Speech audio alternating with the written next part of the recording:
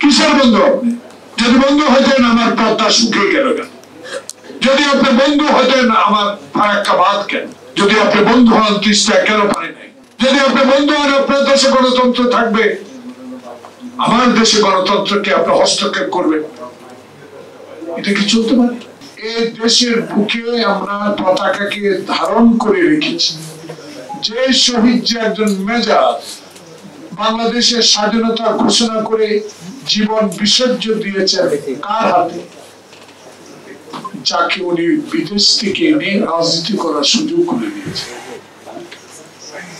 সেই নেতার স্বাধীনতার যোদ্ধা হিসাবে আমরা শঙ্কিত যে পাহাড়ি অঞ্চলে অশান্তি কারা সৃষ্টি হচ্ছে, এটা খুঁজে বের করতে হবে।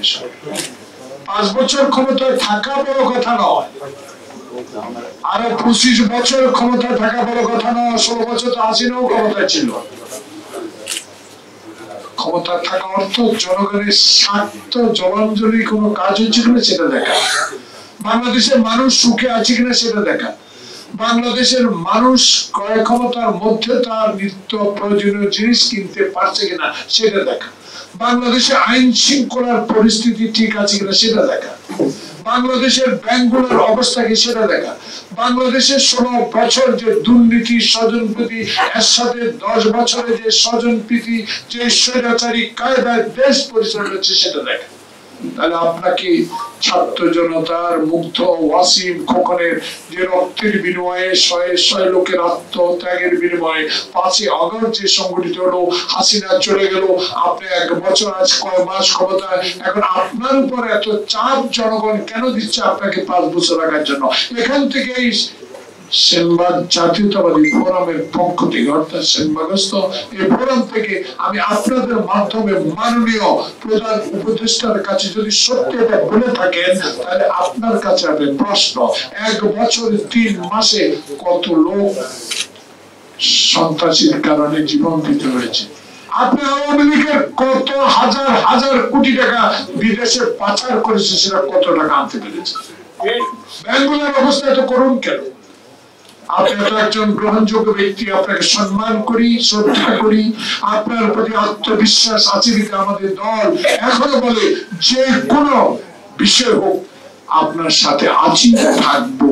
কিন্তু প্রশ্ন হলো, এই কথা বলাতে একটু মর্মাহত হয়েছি। আপনি তো গ্রহণযোগ্য ব্যক্তি, আপনি দেখেন তো 1 বছর কয়েক মাসে আপনি বিদেশে যখন গেলেন কত টাকা এই দেশে ইনভেস্ট হলো, কত টাকা আনতে পারলেন, আপনার এত বন্ধু, এত গ্রহণযোগ্য। তাহলে আরো 5 বছর যদি আপনাকে জনগণ রেখেই দেয়, তাহলে কি 1 বছরের মতোই চলবে? যেখানে দুর্গা পূজাকে নিয়ে অনেক অশান্তির সৃষ্টি হয়েছে, যেখানে আমাদের প্রধান উপদেষ্টা একটা সম্মানিত ব্যক্তিকে কলকাতার পূজা মণ্ডপে যেভাবে অপমানিত করা হয়েছে, কেউ এটা আমরা গ্রহণ করতে পারি। যে যেভাবে বলুক না কেন, আপনারও উনি একজন গুণী ব্যক্তি, ওনাকে নিয়ে কলকাতায় পূজা মণ্ডপে, তাই আমি মনে করি বাংলাদেশের ইতিহাস করুণ ইতিহাস। এই করুণ ইতিহাসের পরিসমাপ্তি ঘটেছে 16 বছর বিএনপির আন্দোলন সংগ্রামে এবং শেষ পর্যায়ে তারেক রহমানের নির্দেশে ছাত্র জনতার বিপ্লবিক আন্দোলনে সহযোগিতার কারণে যে সরকার প্রতিষ্ঠিত হয়েছে, সেই সরকারকে সহযোগিতা করব নির্বাচন পর্যন্ত, শান্তিপূর্ণ ক্ষমতার হস্তান্তর পর্যন্ত। যে দলে 1991 সালের মতো একটা নির্বাচন যদি দেশে অনুষ্ঠিত হয়, সেই নির্বাচনে যে দলেই সংখ্যাগরিষ্ঠতা অর্জন করুক না, সংসদে যায়, সেই দলকে আমরা সমর্থন করি। কিন্তু বিভ্রান্তি ছড়াই, অমুক প্রতীক না দিলে নির্বাচন করবো, অমুকটা না দিলে নির্বাচন করবো না, গণপরিষদের নির্বাচন না দিলে ভোট করবো না। ভোট তো করবেন, রাজনৈতিক কৌশল আমরা বুঝি। মানুষ মানে আর পুশিং করে বাংলায় কথা বললে বাংলাদেশে কিসের বন্ধু আপনি?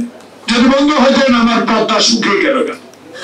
যদি আপনি বন্ধু হতেন আমার ফারাক্কা বাদ কেন? যদি আপনি বন্ধু হন তিস্তা কেন পারে নাই? যদি আপনি বন্ধু হন আপনার দেশে গণতন্ত্র থাকবে, আমার দেশে গণতন্ত্রকে আপনি হস্তক্ষেপ করবেন? এটা কি চলতে পারে? আমরা জানি ৭১ সালে যুদ্ধের পর সে ঘটনা দেখার সৌভাগ্য আমার হয়েছে। কোটি কোটি টাকার অস্ত্র লুট করে নিয়ে গেলেন, গার্মেন্টস ফ্যাক্টরির সমস্ত মেশিনারি নিয়ে গেলেন, তার বিরুদ্ধে কথা বললে মেজর জলিল যায় জেলে। যারা স্বাধীনতার যুদ্ধের সপক্ষে লোক দাবি করেছেন তারা কোনোদিনও স্বাধীনতার সপক্ষে লড়ছেন না, কারণ তার পিতা তো স্বাধীনতার যুদ্ধ দেখেন।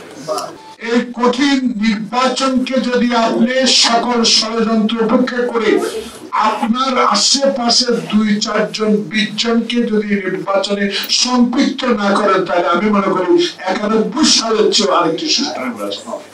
এই টিম মারা কোনো কাম হবে না। এদেরকে আমরা সম্মান করি, সম্মান করতে থাকবে, কারণ তাদের আন্দোলন সংগ্রামের অবদান বাংলাদেশের মানুষ কখনোই ভুলবে না। আজকে আসুন, যারা বিভিন্ন রাজনৈতিক কৌশল নিতে পারে, বিভিন্ন দাবি দেওয়া থাকতেই পারে, সেই দাবিগুলো নির্বাচিত সরকারের হাতে ছেড়ে দেবে। সেই দাবিগুলো সংসদে পাশ করার জন্য সমাধান আল্লাহ পাক যদি যে দলেই সুষ্ঠু করে এই দেশে সংসদে সংখ্যাগরিষ্ঠতা নিয়ে সরকার গঠন করবেন, তাদের প্রতিও মানুষের আস্থা থাকবে, কারণ হাসিনা তো এখন নাই।